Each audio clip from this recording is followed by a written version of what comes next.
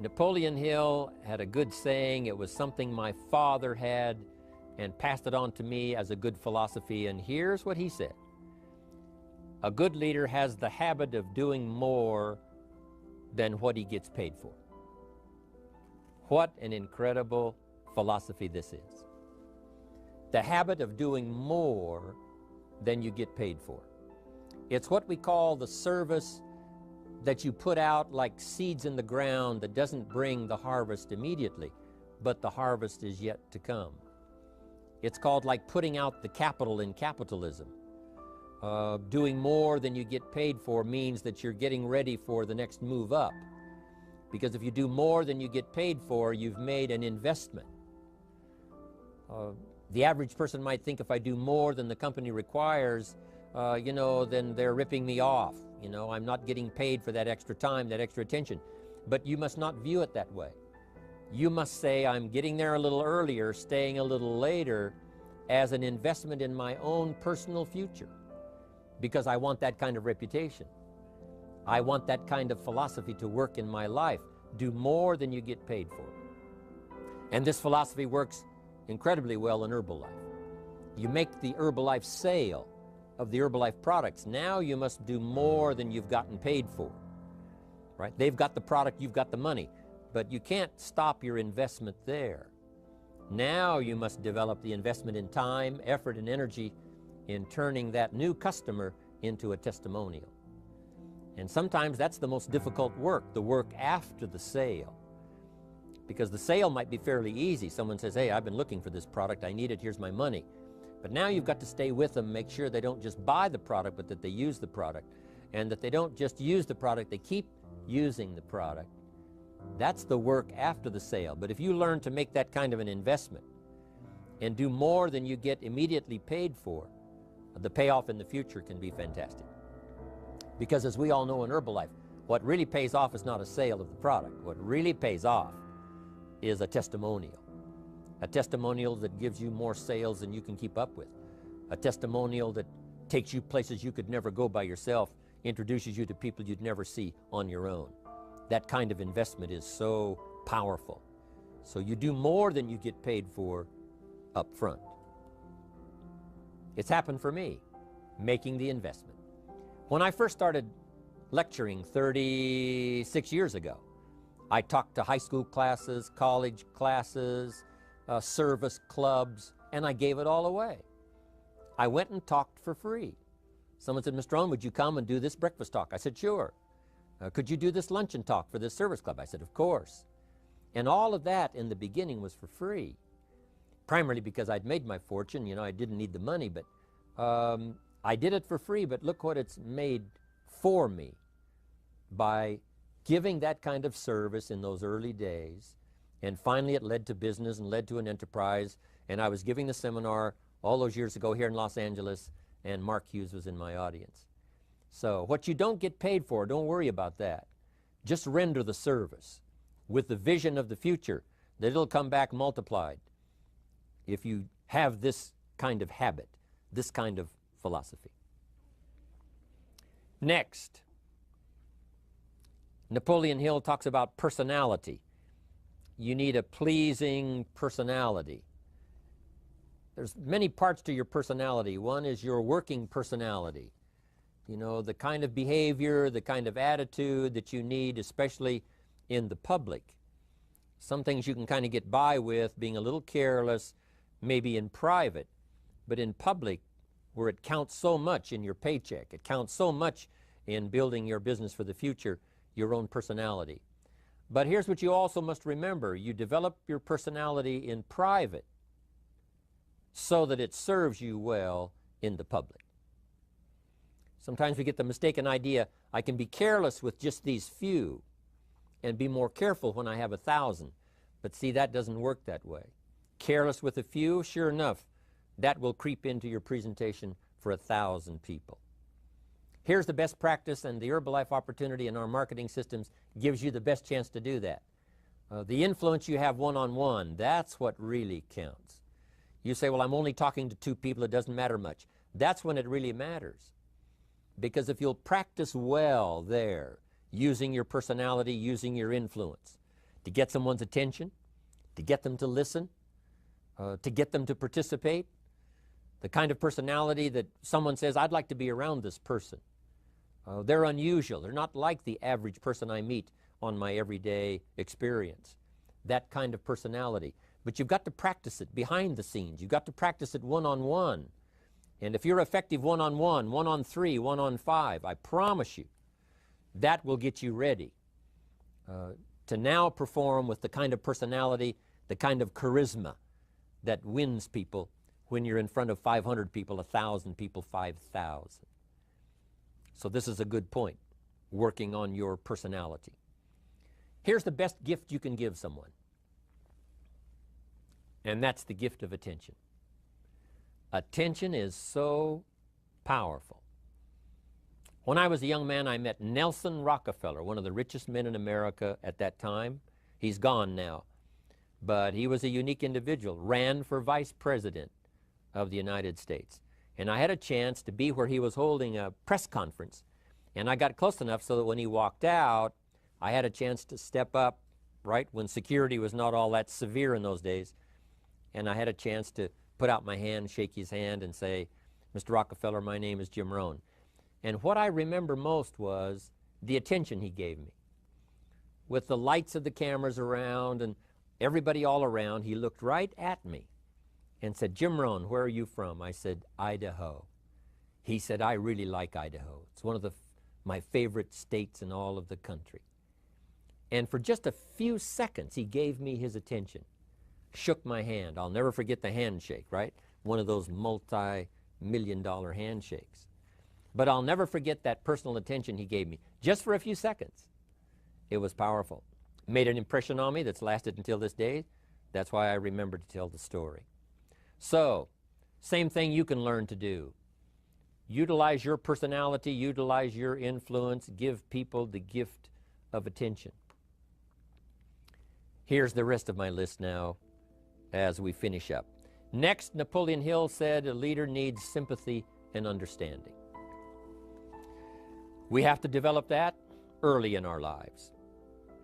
All of our lives, we have to look at those that are less fortunate than we are, those who need a helping hand, and especially now we learn to look at those who need an opportunity, those who need a change in their health, those who need a change in their life and in their lifestyle. It's this kind of sympathy and understanding that drove Mark Hughes to construct the company. It took that kind of understanding, that kind of sympathy, that kind of deep emotional feeling. Then Mark understood what it meant to be poor. He understood what it meant not to have. He understood what it meant to be short on finances, on resources. He understood what it meant to lack, a full formal education. He knew all of those lacks. And instead of crying about it, he said, what I will do is change it for myself, and then I'll help other people that have the same challenge. Lack of education, lack of the money, lack of the resources, lack of good health, faced with all kinds of difficulties they can't solve. I'll get mine solved, and then I'll be strong enough and have the skills to where I can help other people. That kind of leadership quality is so powerful. That kind of understanding. Here's the next one. A leader must have, Napoleon said, a mastery of the details. How very true. All can be lost with just a couple of missing details. On the trip to the moon, everything has to work, right? There's several thousand moving parts. There's several thousand pieces to the project of getting to the moon and coming back, and all of them have to work. You can't have 10% of them working, 90% or 80%. They've all got to work. And then there's the backup systems for something if something goes wrong to back it up. That kind of mastery of detail is so vitally important. But here's what else to remember as far as Herbalife is concerned. The drama is in the details. Someone says, I lost 30 pounds. Well, 30 pounds is 30 pounds, but that's not the drama. The drama is, where were you before you found Herbalife? How did you feel? What kind of circumstances? Now someone begins to give us some of the details. And then after they've lost the weight, now how they feel. Now their self-confidence has been restored. Now they feel better about themselves. The drama is in the details. But this is also important in the details of your day. the details of your business, the details of good communication. Master the details. Good advice, Napoleon Hill. Now here's the next three. Willingness to assume full responsibility. All of us have been taught that, especially these Herbalife years, to take full 100% responsibility. Mark Hughes says, what happened to me might not have been my responsibility, but what I do about it is my full responsibility. I've had some things, some people did me wrong. In his first couple of business experiences, he was done wrong. Some people ran off with the money. He was left holding the bag. But he said, that's what happened. And I was not responsible for what happened, but I am responsible for saying to myself, now, what am I going to do about what's happened? If a hailstorm destroys the farmer's crop, he wasn't responsible for that. But his responsibility now begins when the hailstorm is over, when he asks the question of himself, what should I do now? Now that this catastrophe is over, now that the damage is done, now what should I do about it? And a philosophy I've taught all these years, it's not what happens to you that determines your future. It's what you do about what happens that determines your future. And this is a major part of it, accepting full responsibility. If you've got an organization, you're conducting meetings, and you're the leader, the responsibility ends with you. Someone else may mess up, make some mistakes, still your responsibility. Some things over which you have no control, understandable. But what you do about it now, how you fix it, the diplomacy you use, the strategy you use, that's the kind of responsibility now that depends on you. Also, you've got to be responsible for your future. Nobody's going to fix it. No one else is going to design it. No one else is going to come along and say, hey, I will make sure it all works well for you. You've got to take all the input, you've got to take all the testimonials, all the teaching, all the training, all the influence, then you've got to have the responsibility of designing your life. You can design a life of prosperity, or you can design a life just to coast and get by. The responsibility belongs to you. Now here's the last two. Next is cooperation. One of the great things we learn in Herbalife is how to cooperate so that we take advantage of each other's ideas, we take advantage of each other's input, we take advantage of each other's enthusiasm, we take advantage of each other's testimonial, and we take advantage of each other's willingness to grow. That kind of cooperation has built Herbalife.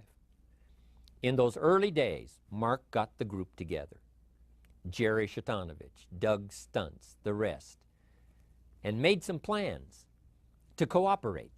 Said, no telling what kind of powerful meetings we can have if we work together. No telling how many people we can affect, even right away, if we work together. You do this part, you do this part, I'll do this part, we'll make it work together, and we'll get the ball rolling. There's an ancient phrase that says, if two or three agree, nothing is impossible. If they agree on the same project, if they agree on the same vision, if they agree on how to get there, I'm telling you, nothing is impossible. Nothing can stand in their way. Just two or three. What's exciting about Herbalife is now we have more than two or three. The president's team now is well populated. Even the chairman's club is growing. The millionaire team is awesome in its numbers as well as in its power. And the cooperation between all of us on the tabulator teams, as distributors, home office, support staff, 15th floor, wherever we come from. If we cooperate, there's nothing we can't do. There isn't anyone we can't touch. There is no country we can't finally get to with this incredible story. Cooperation. That's why I'm here, wanting to do my part, HBN, send out some ideas, give you some notes to take, something to think about and ponder, something to talk about with the people that you associate with and are building your business. That kind of cooperation is going to make this a powerful year.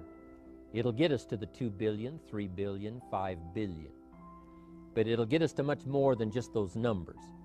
It'll get us to a place of honor, respect, prestige, influence, feeling good about ourselves for the hard work that we're doing, cooperating with each other. I want to cooperate with you, helping build your business.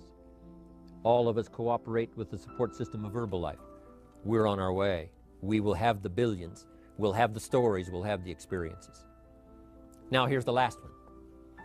Napoleon Hill said, a major attribute of leadership is vision.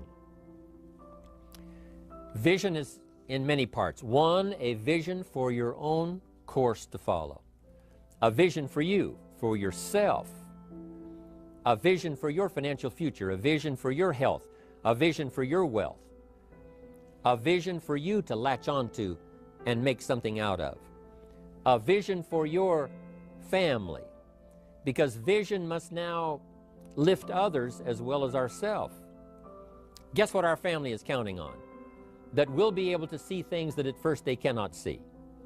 That we'll be able to look further into the future than perhaps they will be able to look. The same is true with your organization, the people that are around you. They're counting on your vision.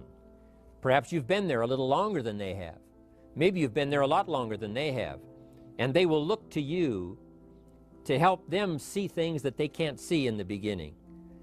And if you will do that, develop that attribute of leadership, I'm telling you, you'll have such a dramatic effect on your organization, it will be unbelievable.